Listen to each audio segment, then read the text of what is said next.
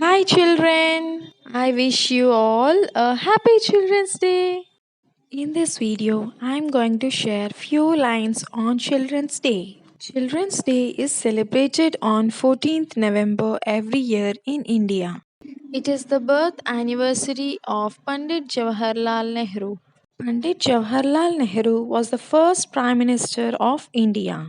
Jawaharlal Nehru had great love and affection towards children. Hence, his birthday is celebrated as Children's Day every year. He always liked to be among children. He was very loving and caring towards children. So, children call him Chacha Nehru.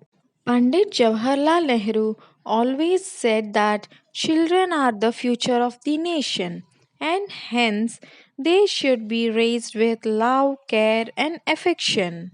Children's Day is celebrated with great joy in all schools all over India.